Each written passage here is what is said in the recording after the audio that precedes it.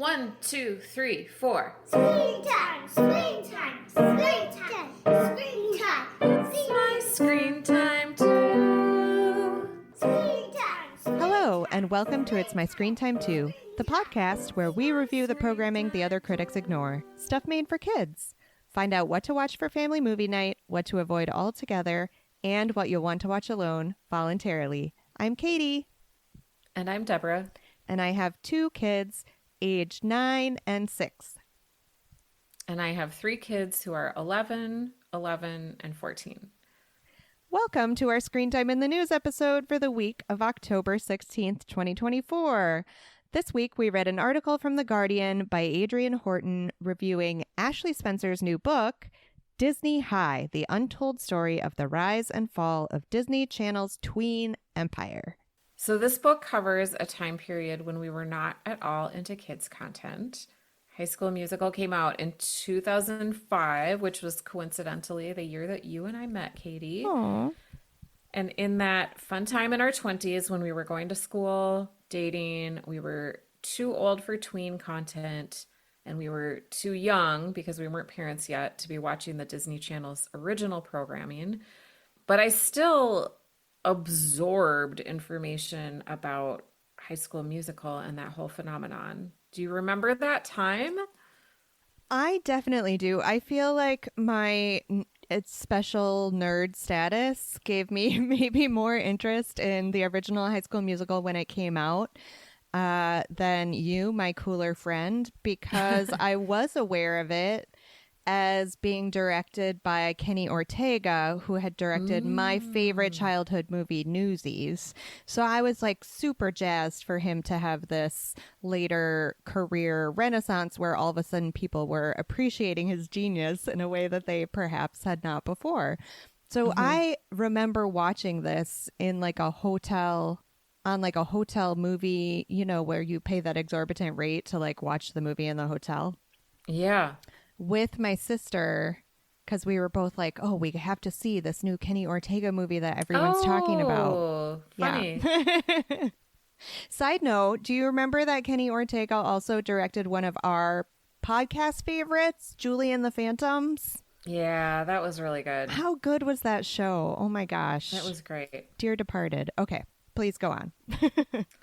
I remember reading about like Zac Efron as a heartthrob and Ashley Tisdale as somebody who got like a nose job in the Jennifer Grey pantheon of nose jobs on Jezebel, because I was a huge reader of like religious reader of Jezebel. Oh, wow. Talk about throwbacks. Yes. So that's how I learned about High School Musical. But I do remember thinking like, who are these stars? Like, why am I caring about them? I've never seen them in anything. So another aspect of the book that Ashley Spencer wrote covers how the Disney company didn't really realize what they were doing. They didn't realize how popular this era of television would be. And I love stories where highly paid executives are bad at their jobs. So there's a quotation from the article that I'm going to read here. The adults in the room were, in broad terms, ill-equipped to help with increased tabloid scrutiny, near constant surveillance, and internet chatter. End quote. But I love reading about people being bad at their jobs, especially if they're like highfalutin entertainment executives. Yeah. But I'm not feeling satisfied about this because their professional ineptness really affected Disney's stable of child stars. Let me list some Disney Channel star names who grew up in this unwieldy version of the Disney Channel. Selena Gomez, Miley Cyrus, Demi Lovato, the Jonas Brothers. And like, as I look at those female star names, I can think like eating disorder, mental health, addiction. And it's interesting that the Jonas Brothers are like pretty much fine. Yeah. And it's the female actors that have really been exploited and suffered as a result of like the vampire quality to childhood fame. this to me is especially interesting to contemplate given the recent bad press around Nickelodeon at this same time period and what a toxic place that was. Yeah, what's the name? You wanted to watch that documentary. Oh my I gosh. forgot what it was Yeah, called. the investigation discovery one. Gosh, what was it even called? I watched the first couple episodes and it was so traumatic that I was like, we can't talk about this on the podcast. I don't Mm-hmm. want to make you watch Mm-hmm. it. Um, I'll remember the name in my sleep this evening, but I thought it was really interesting that this article included a quote from the book's author. Quote, I can't think of anyone I talked to who had regret or wished they hadn't done their show. Many of them felt like their job working on a kids' show was not just to make this content good, but it was also to provide a good experience for these kids who were growing up on set around them. A, what a great sentiment. But B, this really sounds like a PR line that was repeated hook, line, and sinker in this article. And it made me Mm-hmm. wonder about the tone of the book. Like if I would sit down with it and think I was getting an expose, but instead I would be getting more of like a fawning nostalgia play. I don't know if that gave you any pause. It does make me want to read the book. However, it reminds me of other books that I know about that I've meant to read and I haven't read, like Slimed, an Oral History of Nickelodeon's Golden Age by Matthew Klickstein, and Street Gang, The Complete History of Sesame Street by Michael Davis. There are actually a bunch of books about Sesame Street that look good to me, but I have never picked up. Yeah, I will 'Cause add to that like big doorstep of a Jim Henson biography. They have yeah. a pretty comprehensive section on Sesame Street. Well, I was grateful for this article because, like, truthfully, I probably won't read the book because these books sort of fall into the category of parenting books. Uh-huh. Like, I feel like I should read them as a children's media critic, but I don't. Kind of in the way that I don't have time to read when I'm actively parenting, and when I'm not actively parenting, I want to read for escape and not for parent skill building. Yeah, and if you are reading for parent skill building, it's probably much more of like a emergent behavioral thing that like you have to read a specific book about how to deal with temper tantrums in public or whatever is the thing you're dealing with in your life. Hmm. But if we were to ever do like a It's My Scream Time 2 book club, I would totally add this one to the list. Yeah, that would be fun. I will say I agree with you that it can feel like homework reading. And again, it's just not our time period. I feel like if this were talking about the early days of the Disney Channel, when I was actually a child during the Eisner years, I'd be much more likely to check it out. Oh, if it were like, who's the Clarissa Explains It All? Oh, yeah. Well, that was Nickelodeon, wasn't it? Oh, yeah, never I mind. I'm think that was getting my. Snick. Yeah. But if it was about Yeah, like Melissa Joan Hart era, yeah. which granted was a time before these channels had the cultural cachet that they gained, and that's why they're writing all these books about this time period in the late 90s and Hmm. early 2000s, but we're just a little too old. Listeners, if you know of this book, if you have read it, if you have any thoughts, let us know. Yeah, we'd be super interested to hear that. All right, do we have time for some general catch up on what we're watching and what we're watching with our kids? Yeah, because I have to tell you about this YouTube channel. Libby's watching, do you know the Warriors book series? It's like all about cats. Do I? Of course I do. Yeah, so Libby's gotten really into the series, and there's like a terrible YouTube channel with like it's like bad animation, wooden dialogue, but they've been watching it just because it's like they'll watch anything Warriors related. So I'm like kind of dying for like an actual Warriors movie to come out. That's That's good. interesting. I feel like that series occupies a very similar place to like the Wings of Fire series, which is all about dragons, where Mm-hmm. they made the switch from like juvenile fiction novels, and then they started putting out graphic novels which were Mm-hmm. wildly successful, but like seemed to be paving the way for a more visual representation, which to me seems like the next logical step would be a series or a movie, and Mm-hmm. both of them seem to be dragging their feet on that for whatever reason.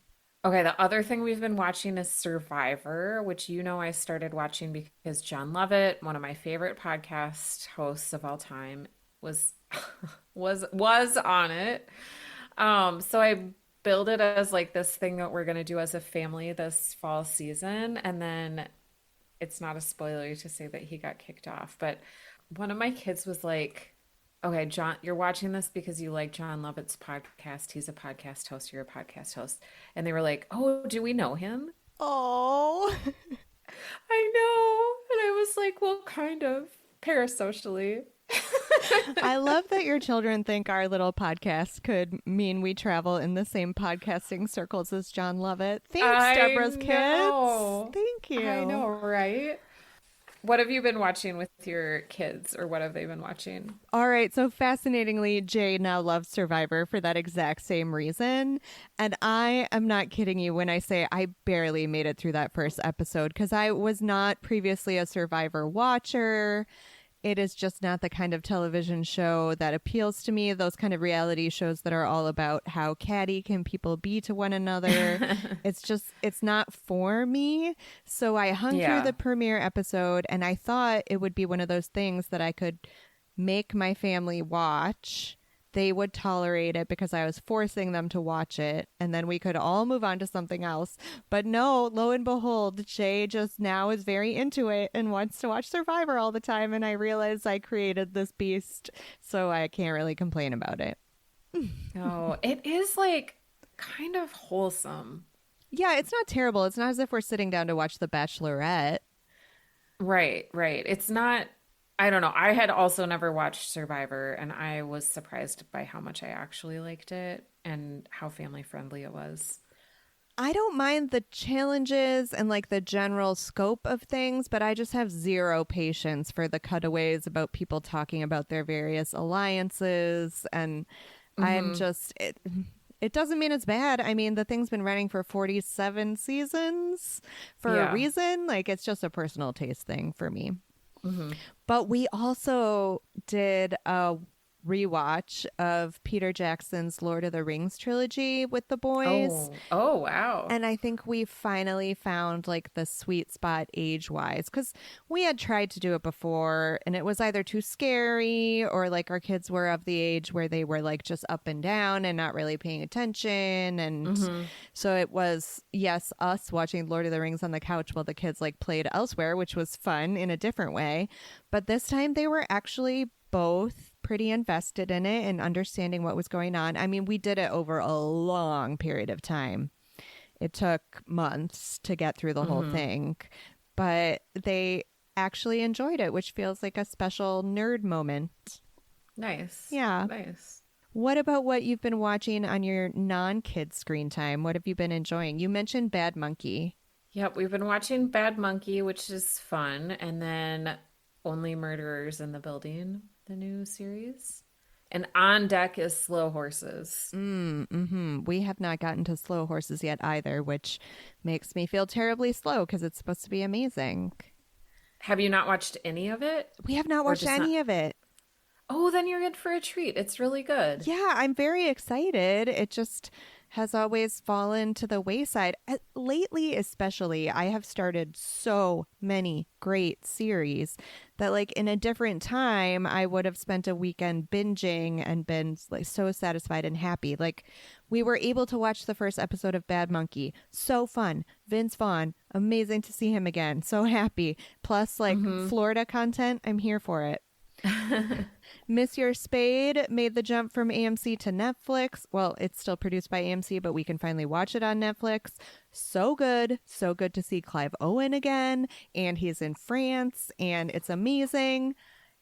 Rings of Power, so good to see those Harfoots again. And like, we still can't make it past the first couple episodes of any of these because we're just in a too much content, too little time glut.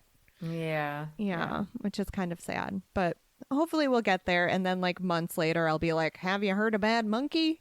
We watched it. It was good. Am I doing, sorry. Did you do the intro and I'm doing the outro? I'm mixed. Sorry, I printed this Yep. before. So did I. That's why I don't know. We're both back-footed. We haven't done this in a while. We're out of practice. Well, thank you, listeners, for tuning in to this Screen Time in the News episode. If you enjoyed our show today, please recommend the show to one friend you think would enjoy it too. We love growing our community of parents for sanity in screen time. If you don't want to miss our up to the minute thoughts about screen time and alerts about new episodes, you can subscribe to our newsletter slash website at myscreentime2.com. Tune in next time for more real talk about the movies and TV we watch with our kids because we have to and sometimes because we like to. Bye. Bye.